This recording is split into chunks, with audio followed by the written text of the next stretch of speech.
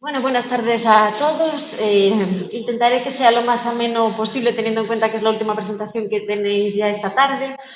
El tema creo que se llamaba intoxicación medicamentosa o ideación autolítica, pero nos ha parecido más adecuado presentarlo como conducta suicida. Luego hablaremos sobre un espectro que va desde el suicidio consumado hasta la ideación autolítica. Mi nombre es Belén Grandio San Juan y soy una adjunta del Servicio de Psiquiatría. La idea un poco es, voy a intentar que sea algo interactivo, entiendo que estéis cansados y que tampoco es muy fácil la interactuación, digamos, con el foso, pero sí que voy a hacer algunas preguntas a lo largo de la sesión que cada uno de vosotros podéis meditar y luego iremos contestando. Empezaremos hablando por 10 mitos que hay en torno al suicidio, cómo está la situación actual, las tasas globales de suicidios en España, qué factores de riesgo hay y sobre cuáles podemos actuar, el continuum del que os hablaba antes, cómo se puede evaluar el riesgo suicida, tanto en atención primaria como en urgencias, y un abordaje un poco así genérico para atención primaria y para urgencias. Bueno, todos hemos oído hablar y comentar pues muchas veces frases de este tipo, ¿no? Los jóvenes que hablan acerca del suicidio no lo van a cometer, el suicidio se comete sin ninguna advertencia, el mejorar después de un atentado suicida es un indicio de que ya no existe riesgo, una vez que una persona es suicida lo seguirá siendo para siempre, la persona suicida desea morir, todo aquel que atenta contra su vida está deprimido, el preguntarle a alguien acerca del suicidio lo motiva a intentar cometer suicidio, las personas que intentan suicidarse raramente buscan ayuda, todo aquel que se suicida deja una nota o una carta y es fácilmente determinar las causas del suicidio. Intentaremos a lo largo de la sesión, de alguna manera, ir desmitificando todas estas cuestiones. Bueno, os avanzo, aprovecho para avanzaros que a lo largo de las próximas semanas se va a abrir en el ULA una unidad de prevención del suicidio, de la que yo voy a ser la psiquiatra a cargo, y es un poco el motivo por el que me han pedido que fuera yo quien diera esta sesión dentro del servicio. Se considera un problema de salud pública desde la OMS, ya que se calcula que aproximadamente hay 1 millón de muertes anuales en todo el mundo por este motivo.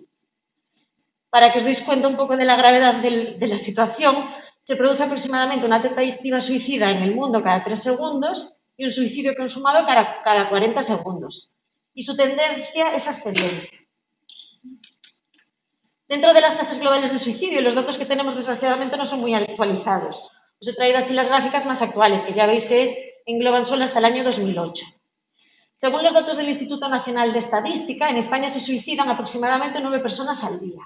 Verdaderamente es muy complicado y posiblemente sean más. El problema un poco que hay es que daros cuenta que, por ejemplo, cuando hay un accidente de tráfico, pues si a lo mejor no se sabe a ciencia cierta que ha sido un suicidio, eso queda cuantificado como accidente de tráfico, no como suicidio, ¿no?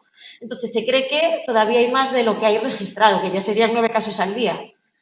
Los intentos de suicidio en España se cifran aproximadamente entre 50 y 90 por cada 100.000 habitantes al año. El método más frecuente es la intoxicación medicamentosa, con una incidencia mayor, como podéis ver, lógicamente, en el medio hospitalario. Dentro de las tasas globales de suicidios en España, ya digo, estos son datos del 2008, pero ya veis que encabezamos el listado. Galicia está de primera, ¿no?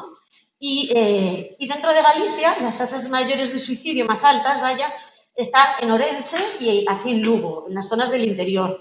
En Orense ya hay una unidad específica de prevención de suicidio, mientras que en Lugo, en principio, va a ser la segunda que se ponga en funcionamiento dentro de Galicia. De ahí en otros sitios como Asturias, País Vasco, Andalucía, pero aquí sería la segunda unidad que se va a abrir. Dentro de los factores de riesgo hay los que consideramos modificables y los inmodificables. La intervención, lógicamente, va a ser centrada en los factores de riesgo modificables. ¿Cuál creéis? Esto es un poco para pensar cada uno. Si alguien quiere decirlo en voz alta, pues estaría fenomenal, pero entiendo que no será así seguramente, ¿no? ¿Cuál creéis que es el sexo en el que se producen más intentos de suicidio? Y más suicidios consumados. Yo creo esto haberlo estudiado para el MIR hace ya algún tiempo, pero la proporción la proporción de suicidios consumados hombre-mujer es de 4:1 generalmente. Algunas estadísticas hablan de 3 hombres suicidados por cada mujer. Como excepciones estarían solo China e India, en donde donde las diferencias no serían tan altas entre los sexos. En China, destacar que el método más frecuente es la ingestión de plaguicidas, mientras que en la India pues, sería el suicidio a lo bonzo. ¿Qué patología psiquiátrica creéis que está más asociada a la conducta suicida? Bueno, podríais pensar muchas, ¿no? Podríais pensar pues, trastornos de personalidad, ansiedad, depresión. En principio, con la patología que más se asocia es con la depresión mayor. Se considera que es la patología psiquiátrica más asociada. La OMS asume más o menos que entre el 65 y el 90% de las personas que intentan un suicidio o que tienen un suicidio consumado tenían algún grado de depresión.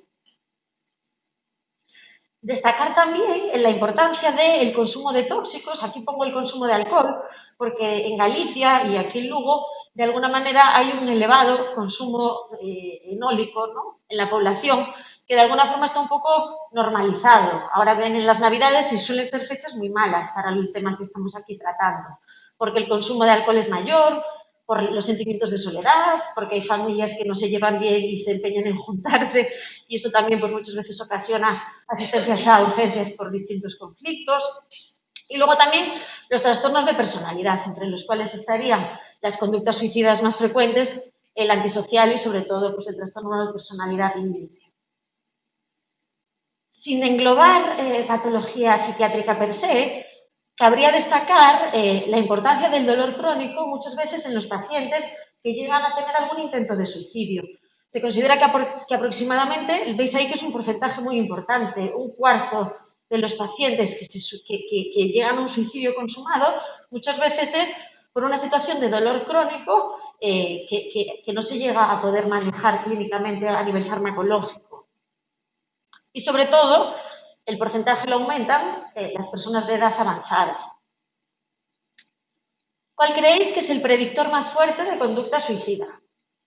Bueno, hay un montón de factores a tener en cuenta, que lo incluyen pues, un montón de escalas, como podréis haber estudiado, pues, las Aspersons, la escala Columbia u otro tipo de escalas de suicidio de Beck, pero para valorar un poco en la clínica, tanto en primaria como en urgencias, para nosotros es vital y muy importante saber si la persona ha tenido intentos de suicidio previos o ideación suicida en los días previos.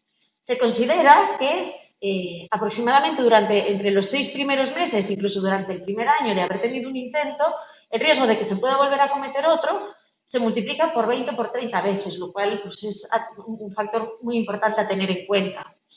De hecho, dentro de la unidad de prevención de suicidio, la idea es una intervención intensiva durante los 6 primeros meses después de haber tenido un intento, con un seguimiento luego más espaciado hasta completar el año. Como hablábamos al principio, hay un continuum, o se considera que hay un continuum entre el suicidio consumado, que sería lo que veis arriba de todo en la diapositiva, el acto suicida que acaba con el resultado de muerte.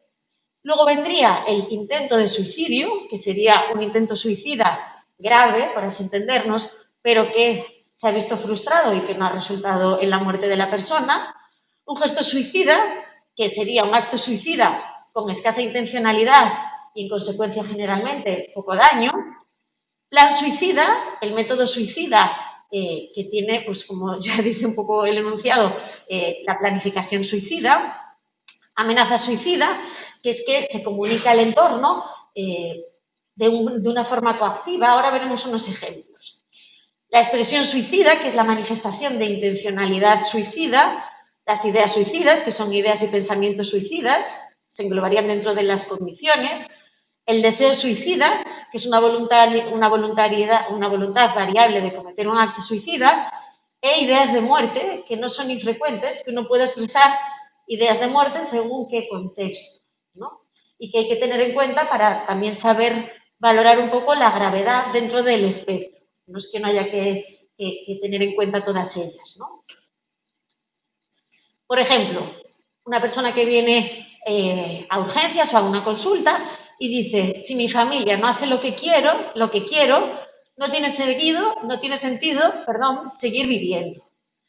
En la frase un poco se ve el tono coactivo de alguna manera de una comunicación suicida de tono coactivo, lo cual no quiere decir que no haya que tenerlo en cuenta, porque son personas que dependiendo un poco de la impulsividad de base, de si han consumido tóxicos o no no quiere decir que no puedan llegar a cometer el acto, ¿no? Tenemos aquí una mujer de 50 años de edad que acude a urgencias por una sobreingesta farmacológica tras discusión con la pareja. Su pareja, después de la discusión, se va de casa y ella aprovecha para tomarse 2 comprimidos de Trankimazin de 0,25 miligramos. Cuando es una paciente que está a seguimiento y tiene a lo mejor pues, más de 100 comprimidos de distintos fármacos en casa. La paciente avisa a posteriori de lo sucedido a su pareja, mandándole varios, un poco para alertar, mandando una foto de numerosos blisters vacíos, cuando verdaderamente ha tomado y finalmente en urgencias reconoce que han sido 2 comprimidos de Trankimazin 0,25. Ambos acuden a urgencias. Esto sería un gesto suicida, un acto suicida con escasa intencionalidad y, en consecuencia, poco daño. Mujer de 95 años de edad que acude a urgencias por dolor. En urgencias verbaliza que en caso de que, este es un caso bastante frecuente que vemos muchas veces, en caso de que el dolor no me mejore, é mellor morrer.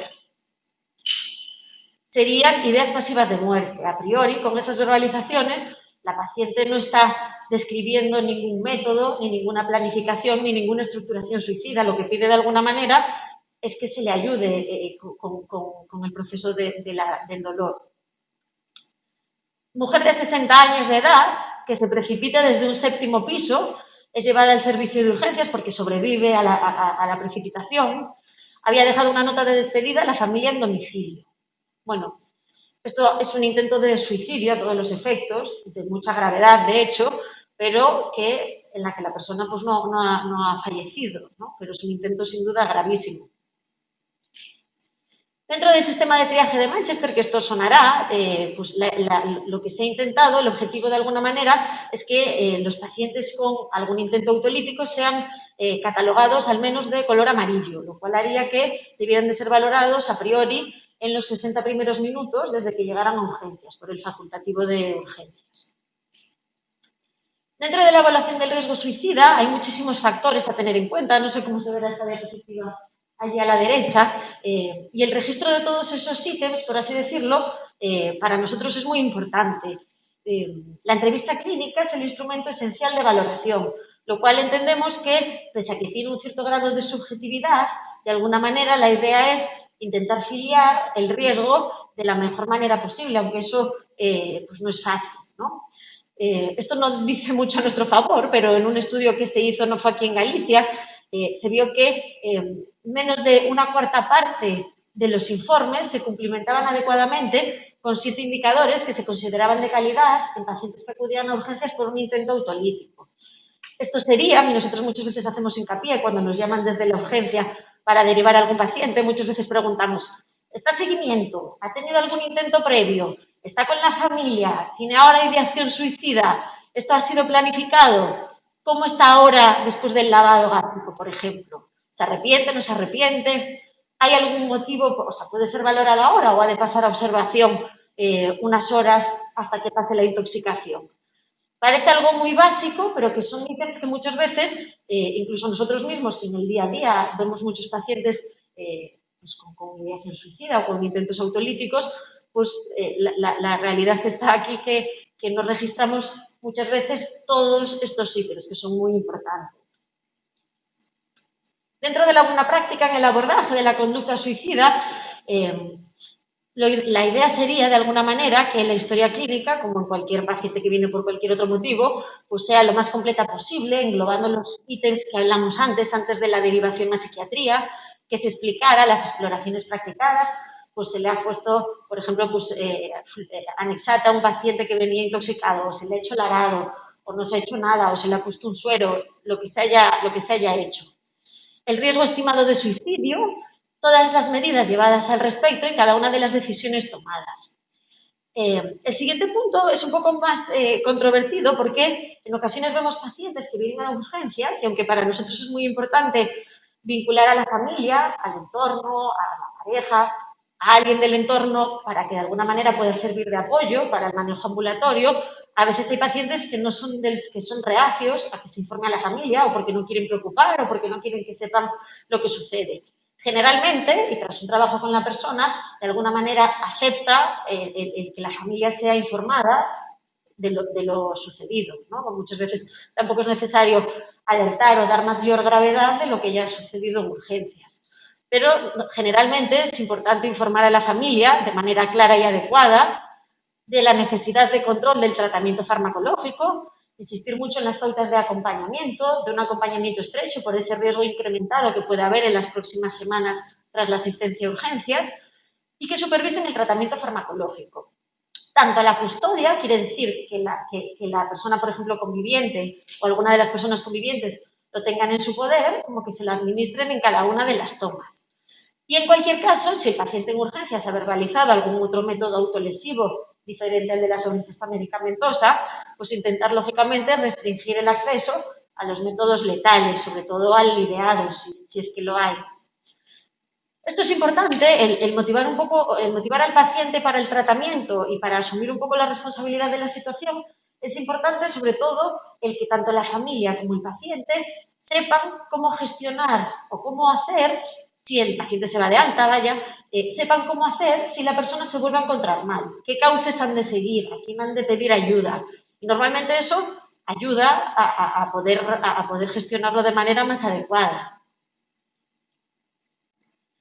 En general, la idea es prescribir fármacos potencialmente seguros para sobredosis y lo recomendable es prescribir siempre con el menor número de comprimidos posibles. Si, por ejemplo, un paciente que viene con ansiedad le prescribimos lorazepam para el día o para dormir, pues hay muchos envases diferentes, pero parece razonable a una persona que viene, por ejemplo, por sobreingesta medicamentosa, hacer el envase de 25, por ejemplo, y no hacer el envase de 50 comprimidos, para que en caso de que pueda tener ideación de una sobreingesta, tenga menor cantidad de fármacos a su alcance. Y en general se suele pactar de alguna manera en urgencias seguimiento a la unidad de salud mental. En este caso, posiblemente a partir de ahora, dependiendo un poco de las circunstancias, se haya de forma específica la unidad de prevención del suicidio. Ya digo, habrá que tener en cuenta un poco las características del intento. Hay pacientes que pues, luego les hacen seguimiento a atención primaria sin ningún problema, dependiendo un poco de las circunstancias. Bueno, no siempre, como llevamos hablando ya en varias diapositivas, no siempre el paciente que acude a atención primaria a algún especialista diferente y comenta o describe un intento autolítico o una ideación autolítica, no siempre ha de quedar hospitalizado.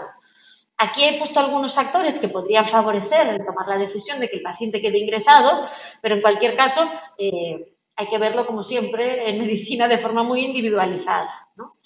La ausencia de soporte familiar, si no hay ningún tipo de soporte familiar y el paciente sigue con ideación autolítica persistente, pues parece razonable que tenga que al menos ingresar, aunque sea un ingreso breve para contención un poco de la situación. El que haya lamento tras ver que el intento no ha sido efectivo, pues también favorece la posible hospitalización. Si hay una historia familiar o personal de intentos de suicidio, en ocasiones vemos que son intentos muy repetidos en el tiempo, en muy pocas semanas o muy pocos meses, son pacientes que han tenido varios intentos, pues lógicamente eso va añadiendo gravedad. La edad avanzada, no lo hemos comentado, me he centrado más en la proporción un poco de hombres que llegan al suicidio consumado en relación a las mujeres, pero aquí en Lugo, que además hay una población bastante envejecida, eso también favorece de alguna manera que haya una tasa tan alta de suicidios consumados. La edad avanzada es un factor de riesgo. La presencia de trastornos psicóticos o de trastornos del humor, si no tuvieran soporte familiar, pues también a lo mejor tendrían que quedar ingresados. La enfermedad física, como hablábamos antes, y la tentativa de suicidio en la misma semana, pues bueno, el tener varios intentos muy seguidos en el tiempo y que no han sido capaces de manejarse a nivel ambulatorio, pues apoyaría la idea de una hospitalización. He añadido esta parte de intervención telefónica porque, bueno, yo me formé en Pontevedra y en Pontevedra los pacientes, yo creo que es el único sitio de España, pero los pacientes pueden llamar al busca de psiquiatría en cualquier momento y la persona que esté de guardia en ese momento pues les atiende, un poco el teléfono de la esperanza, digamos.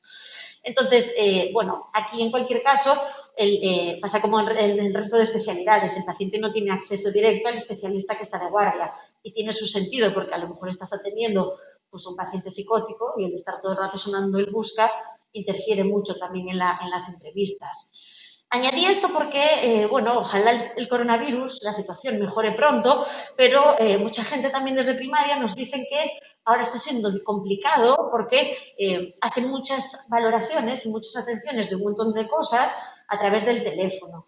Entonces, bueno, por dar unas pinceladas, la intervención telefónica en pacientes que verbalizan ideación suicida o que tienen miedo a tener un intento autolítico, bueno, lo primero es así un poco ridículo de alguna manera, pero usar el nombre de pila del llamante es importante, que la persona perciba de alguna manera que estamos al otro lado del teléfono, que muy posiblemente y desgraciadamente la realidad será que a lo mejor uno está mirando a otro paciente y activando las recetas, pero son pacientes que requieren un tiempo, ¿no? Y que son situaciones de gravedad, si hablamos de algo, de una situación grave, ¿no?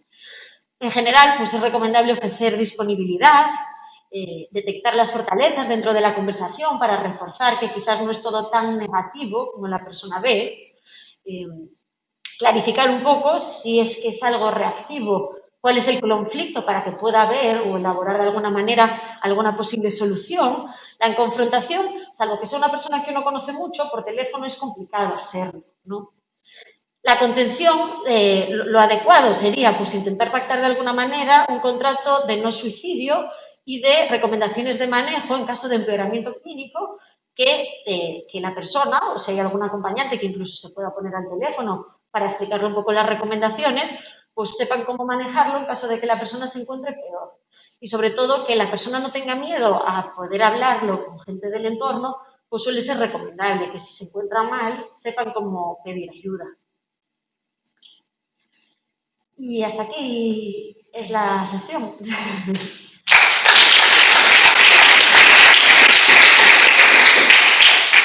No sé si tenéis alguna duda o alguna pregunta, algo que queráis comentar, si ya os queréis ir a casa, imagino.